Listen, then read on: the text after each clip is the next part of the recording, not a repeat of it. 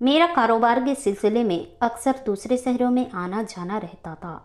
ऊपर वाले ने मुझे एक खूबसूरत बीबी और दो बेटियां दी थी। शादी से पहले मैं औरतों का जिस्मानी का शिकार था। बहुत कोशिशों के बावजूद मैं बुराई से अपना पीछा ना छुड़ा सका। फिर जब मेरी शादी की बात चली तो मैंने दिल में राहत का सांस लिया कि अपनी बीबी के होते हुए मैं इधर उधर मुंह नहीं मारता फिरूं और अपने गुनाह से दूर रहूँगा। शादी हुई तो शुरू के दिनों में मुझे अपने अंदर एक बदलाव महसूस हुई, मगर मैं अपने अंदर के शैतान को ज़्यादा देर तक खामोश ना करा सका। जब भी कारोबार के सिलसिले में किसी दूसरे शहर के लिए जाता तो होटल में किसी न किसी लड़की के जिस्म के साथ जरूर खेलता था।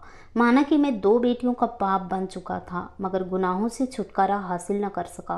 एक बार होटल में रात के दौरान मैंने मैनेजर से कहा कि एक अच्छी सी लड़की का बंदोबस्त करो और आज रात का किराया डबल ले लेना। थोड़ी देर बाद 40 साल औरत ने मेरे दरवाजे पर दस्तक दी। उसके साथ एक 13 साल की लड़की भी खड़ी थी। मैंने अकेले में औरत से कहा कि इतनी कम उम्र लड़की को क्यों लेकर आई हो? तुझे ज़रा भी शर्म नहीं आई? उस औरत ने कहा, साहब आप फिक्र मत करें, यह लड़की इस काम की आदी है, आपको शिकायत का मौका बिल्कुल नहीं मिलेगा। मैं लड़की को कमरे के अंदर ले आया और औरत से कहा कि तुम 1 घंटे बाद लड़की को यहाँ से ले जाना। लड़की की मासूमियत देखकर मेरे अंदर हवस का जहर खत्म हो चुका था। मैंने लड़की को सामने बिठाया और कहा कि इतनी कम उम्र में ऐसा काम क्यों कर रही हो? लड़की की बात सुनकर मेरे पैरों तले से ही जमीन निकल गई। उसने कहा कि भाई, इस काम में मेरी अपनी मर्जी बिल्कुल शामिल नहीं है। मेरी माँ का बचपन में मौत हो गया था। मेरे बाप ने दूसरी शादी कर ली। शादी के कुछ साल बाद मेरी सौतीली माँ ने मेरे बाप को नशे पर लगा दिया। फिर घर में अजनबी लोगों का बुलाना शुरू कर दिया।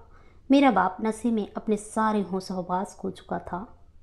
मेरे बाप को नशे ने जान ले ली तो मैं पूरी तरह से अपनी सौतीली माँ के रहम और करम पर थी। आज से तकरीबन 2 साल पहले मेरी माँ ने मुझे इस काम पर लगा दिया, जबकि मेरी इसमें कोई मर्जी शामिल नहीं होती।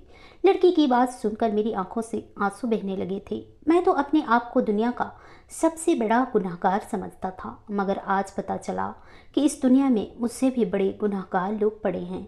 मैंने उस लड़की के हाथ में खंजर दिया जो मैंने अपने जेब में छुपाया हुआ था और उससे कहा, क्या तुम अपने हाथों से उस औरत को मारना चाहोगी? लड़की ने रोकर कहा कि नहीं, मेरे अंदर इतनी हिम्मत नहीं कि मैं किसी की जान ले सकूं, और उसने मुझे भी इस बात से मना कर दिया। मैंने लड़की के सर पर हाथ रखकर कहा कि तुम क्या चाहती हो? उसने कहा, भाई मैं इस नर्क से निकलना चाहती हूँ। मैंने उससे कहा कि मैं तुझे इस नर्क से निकालूंगा। उस औरत के आने से पहले ही मैं उस लड़की को अपने साथ लेकर होटल से रवाना हो गया। मैं उसे एक अनाथ आश्रम में ले गया जहाँ अनाथ और बेसहारा लड़कियों को अच्छी शिक्षा दी जाती थी। उस अनाथ लड़की ने इस तरह से अपनी पढ़ाई जारी रखी और अपनी मेहनत की बदौलत इसका मेडिकल यूनिवर्सिटी में दाखिला हो गया। आज वो एक बड़े अस्पताल में सर्जन है और बखूबी अपनी सेवा दे रही है। शायद इसी नेकी की वजह से मुझे इस गुनाह से नफरत होना शुरू हो गई। मेरे दिल में यह बात घर कर गई कि जो लड़की भी जिस्म फरोशी के कदम रखती तो वह किसी न किसी मजबूरी के तहत ही ऐसा करती है, और मैं मजबूर और लाचार लड़कियों के जिस्म नोचता रहा। फिर यह बात सोचने के बाद मेरे जिस्म में कपकपी शुरू हो गई। मैंने सच्चे दिल से इस गुनाह से पीछे हट गया और अपनी बीवी से भी माफ़ी मांगी कि मैं तेरा मुजरिम हूँ। बीवी मुझे छोड़कर मैके चली गई और 6 माह तक मुझसे दूरी रही और मेरे बच्चों को भी मुझसे दूर रखा। बीवी और बच्चों की जुदाई को मैंने अपनी सज़ा समझा और ऊपर वाले से माफ़िया मांगता रहा। एक दिन ऊपर वाले ने मेरी बीवी के दिल को रहम किया। उसने मुझे माफ़ कर दिया और 6 माह बाद मुझे फ़ोन किया कि मुझे यहाँ से ले चलो। बीवी के घर आने के बाद मैंने ऊपर वाले का धन्यवाद किया। मैंने अपनी बीवी को उस 13 साल की लड़की के बारे में बताया। उसकी एक अच्छे ख़ानदान में शादी तय हो चुकी थी। मैंने एक भाई होने के नाते उसको अपने घर से विदा किया। शादी के काफ़ी दिनों बाद उस लड़की का मुझे कॉल आई। उसने बताया कि उसकी सौतेली माँ एक हादसे में अपाहिज हो चुकी थी और बेसहारा होने की वजह से तड़प तड़प कर जान दे दी।